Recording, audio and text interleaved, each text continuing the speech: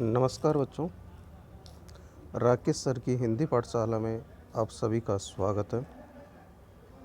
आज हम पढ़ने जा रहे हैं शिक्षा निदेशालय राष्ट्रीय क्षेत्र दिल्ली यानी NCER दिल्ली के अंतर्गत आने वाले वर्कशीट। कार्यपत्रक नंबर है 85 और विषय हमारा हिंदी। हिंदी विषय के अंतर्गत हम पढ़ रहे हैं पठित गद्यांश और तिथि है हमारी 12/2/2021 यानी 12 फरवरी 2021। कक्षा 10 विद्यार्थी अपना नाम लिख दें।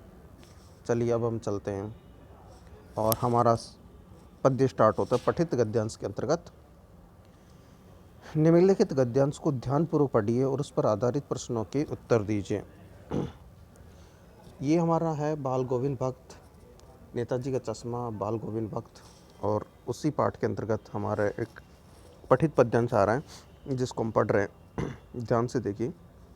बाल गोविंद भक्त साधु थे, साधु की सब परिभाषाओं में खरे उतरने वाले।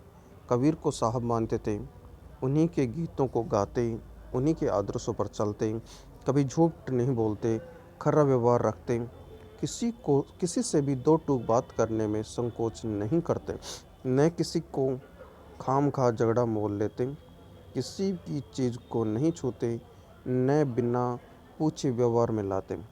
इस नियम को कभी कभी इतनी बारीकी तक ले जाते कि लोगों को कौतूहल होता। कभी वह दूसरों के खेत में सोच के लिए भी नहीं बैठते। वह गृहस्थ थे, लेकिन उनकी सब चीज़ें साहब की थीं। जो कुछ खेत में पैदा होता, सिर पर लादकर पहले उसे साहब के दरबार में ले जाते,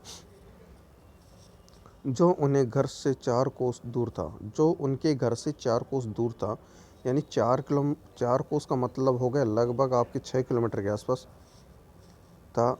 एक कबीरपंथी मठ से मतलब, यानी जो आपका साहिब है वो एक कबीरपंथी, कबीर के संप्रदाय का एक मठ यानी मंदिर था, और उसी से उनका मतलब था।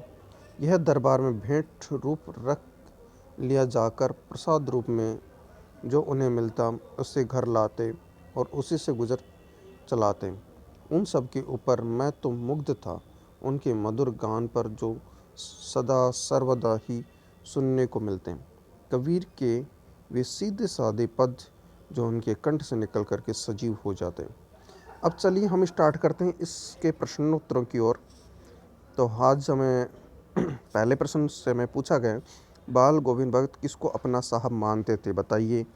तो हमारा सीधा सीधा अर्थ होगा, हम ऑप्शन को देखेंगे और ऑप्शन में क्या आ रहा है। पहला है कबीर को, दूसरा है रहीम को, तीसरा है ग्रामीण वासियों को और चौथा है किसान को। तो सबसे पहले हम ये मान लें कि जो कबीर का जो बाल गोविंद भगत है वो साहिब मानते थे कबीर को।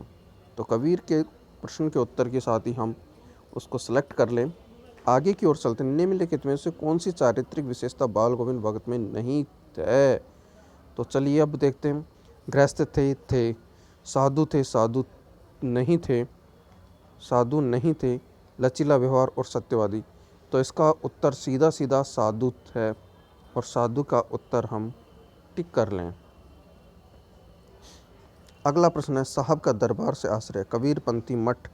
तीसरा आंसर इनका है, यानी कबीर संप्रदाय से जुड़े हुए जो मठ होते हैं, मंदिर की तरह एक मठ होता है जिसमें कोई मूर्ति नहीं होती, उस बिना मूर्ति के एक गुम्बद नुमा मकान को ही मठ कहा जाता है, जिसमें किसी भगवान विशेष की पूर्ति या उसकी पूजा अर्चना नहीं होती।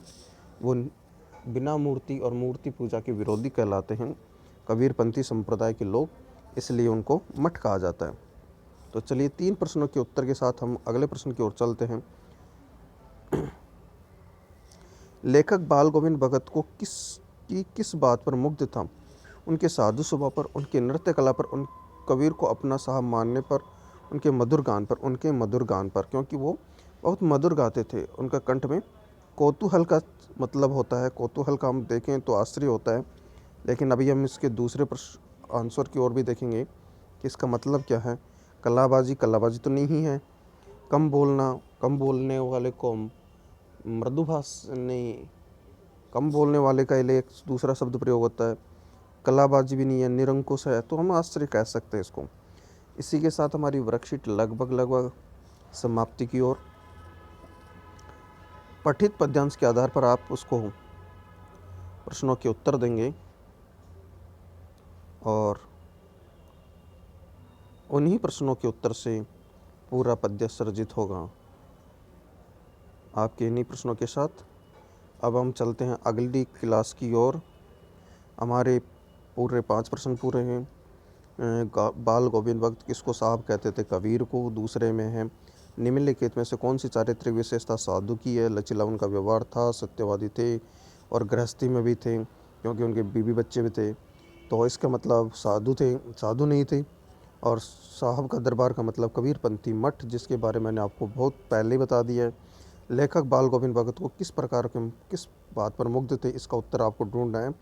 तो आप देखेंगे कि मैं तो मुग्ध था उनके मधुर गान पर। तो यहाँ से हम ले सकते हैं कि उनके मधुर गान पर जो चौथा ऑप्शन वो सही है। और पांचवें प्रश्न का है कुतूहल शब्द का एक अर्थ आश्रय। बच्चों, इस बात का विशेष ध्यान रखें जिस प्रकार से इस पद्य के अंतर्गत जो अंतिम प्रश्न व्याकरण से संबंधित प्रश्न है, इसी प्रकार प्रत्येक पद्य में और प्रत्येक गद्य में अंतिम प्रश्न या तो शीर्षक संबंधित होगा या फिर व्याकरण संबंधित होगा।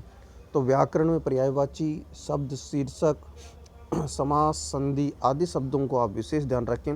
ऐसे प्रश्न हमसे पूछे जा सकते हैं और उन्हीं के आधार पर हमें उनका आंसर देना पड़ेगा। तो तब तक के लिए धन्यवाद। राकेश सर की हिंदी पाठशाला में आप सभी का स्वागत था, स्वागत है, स्वागत रहेगा। आपसे फिर मिलता हूँ मैं अगली वर्कशीट के साथ, अगली क्लास के साथ। बहुत सारे वीडियो बीच में मैंने एक वाच्य संबंधित एक वीडियो डाला है, उसको देखें, पढ़ें और ज़्यादा से ज़्यादा उसको अपनी उत्तर पुस्तिका में लिख करके अभ्यास करने की कोशिश करें। तब तक के लिए धन्यवाद। अगली कक्षा में फिर से मिलते हैं। बाय।